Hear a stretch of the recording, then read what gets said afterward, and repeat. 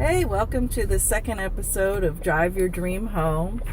And the premise for Drive Your Dream Home is inspiration for everyone, from everyone. So you don't have to be a guru. You don't have to be living all large. This really is about people who are making decisions, active decisions to live the life that they really want. And so I'm so excited to have my friend Phyllis with me today. And she is just a phenomenal person who has led a really credible and beautiful career as an educator and ending her career as a university professor and a superintendent of schools. And she's on a new season in her life of retirement. And so she's going to share a little bit about what that meant in her life and now what she's doing to offer her life inspiration. And I asked her to share those things so that maybe we can all benefit. So Phyllis, what's going on? Oh, well, Erin, I've retired 4 times, and people laugh at me and they say, have you really retired? Because, every time something else comes up and they offer it to me, I think, oh, I can do that. But this past May, when I sent an email to the chair of our department at USI, I said, I really think this is it. I've finally come to the conclusion that rather than falling back into my comfort area, which was teaching or school administration, I needed to move forward, take that leap into the next chapter of my life. And that has been very difficult. I've tried to retire over the last probably 5 or 6 years, and it has been very, very difficult for me. I felt that I had lost my purpose, my identity. But what I started to do was read a lot of research on people who retire and how it can be difficult for people. It can take sometimes 3 to 5 years to really get comfortable with full-time retirement. And I found myself on the pages of those books. You can't imagine. It was almost like, oh my gosh, they should just put my name here. One of the things that I did that just shocked me when I found it in a book, my sister opened a new business. And I asked her, after I had retired one of the times, if I could have a space for an office. And I was retired. She says, what do you need an office for? I said, I can do all kinds of things. I'll write that book I always wanted to write. Or I'll write I'll answer my emails and I'll write cards and notes to people. Right. She says, you need an office for that? And I said, well, I really want an office. So anyway, I was reading this one book. Oh my gosh.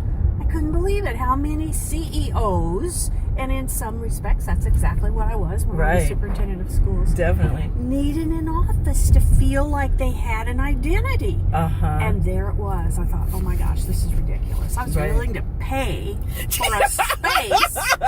And Bill's thinking, we have this house where there are plenty of rooms in this house that we're not using. So anyway. Did it come down to, a few things that we talked about. One was kind of embracing the season when you realized, okay, no, I'm really going to retire this time. Yeah. And that this is the time in my life where I can do some other things. And then the realization really is that you weren't your job anymore. Exactly. We're so more here's than a prompt. our jobs. Yes, we are not our jobs.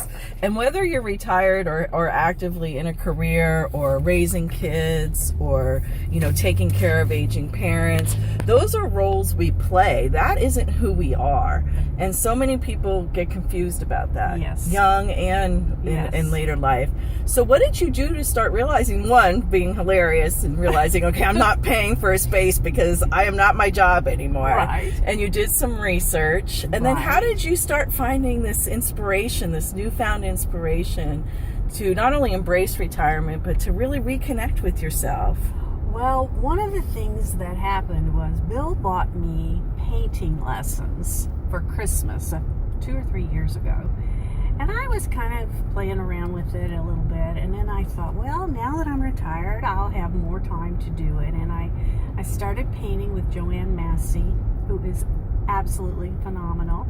And she has just brought this artist out of me. I didn't even know I had this in me.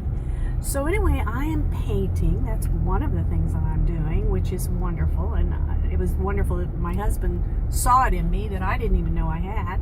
Right. And I am starting to cultivate new friendships because so often the people we associate with so often in our careers, we don't find friends outside of work sometimes. And that's exactly what happened to me. When I was a teacher, I had all my teacher friends, and a principal, I had my principal friends. And, you know, even as a superintendent, the people I worked with out at the Catholic Center were my friends. Right. So here I was. And I even remember telling Bill one night, because they were all working and I was home, and I have no friends. Yeah, it you know, can get lonely. It is. Yeah. It was very lonely. And I Right. thought, you know what? It's not his responsibility to make me happy. No. It's my responsibility. Right. And my daughter told me that. Other people told me that. And, you know, it's sort of like, okay, I have got to get a grip here. Right. And I need to find ways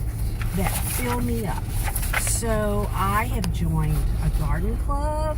I am doing volunteer work at the St. Mary's Breast Center. I am, of course, painting. I'm going to lunch with friends. And the other thing that I'm doing is I'm slowing down. You know, when you're working and you're in this frenzy, you can't even go to the grocery without running through the aisles. Right. I can go slowly now. I can enjoy shopping. Right. I can go outside and take time to sit on our back porch and think, gosh, what a beautiful space I have here. Right. Now, Those things. do you think that, because even if people aren't retired, like, you know, I look back over my life when I was working, you know, 60, 70 hours a week, even now, traveling all the time, we can still find the time to go a little slower in the grocery store, or Yes. to take a minute in the morning and take a deep breath. And when you look back, don't you sort of wish you would have started all that earlier? Totally. Yeah, Totally. and I think it's a symptom of us thinking we're our jobs. Oh, absolutely. Yeah. Yes, absolutely. And you know, there's a quote I use, and I did a presentation on this retirement issue last week at USI. But there's a quote that says, "Life becomes mighty precious when there's less of it to waste." Yeah. And I love we it. need to think about that long before we retire. Right. Realize that it's such a precious commodity. And then someone told me, you know, we shouldn't, I think I saw this on Facebook, where we shouldn't be sad about aging because it's something that a lot of people never get to do. Right. And that's been something that's kind of been my mantra too. So And I think both of those quotes, and Phyllis, just, I mean, the way that you live your life, but the way that you're framing your life now is really just to focus on the gratitude. Yes. You know, that we have so much right in front of us, even if we're in really difficult seasons right. and facing astronomical challenges, there's still something that we could say, you know, Oh, we're breathing. absolutely. And I think that that's really important. Yes. The main takeaway, you know, one, Phyllis, you're a complete inspiration to so many people that know you. thank you. And I'm so glad that our friendship is growing, and that, you know, Phyllis has been a huge staple in our community for a very long time. And now to get to know you on a personal level is a true gift. And I think the biggest takeaway here that I wanted to talk to Phyllis about is the taking action. She did the research, she read the books, she reached out to new people, she took prompts from people who love her, like her husband saying, why don't you try this? Kept an open mind, experimented, went back. And now I was just at her house. She's actually redoing a whole room for her art studio / gallery. That's serious taking action. And that is honoring yourself and your spirit and your newfound inspiration and gifts. So thank you for everything that Oh, you've my done gosh, you're for our welcome. community. Thank Anything you want to you. close with?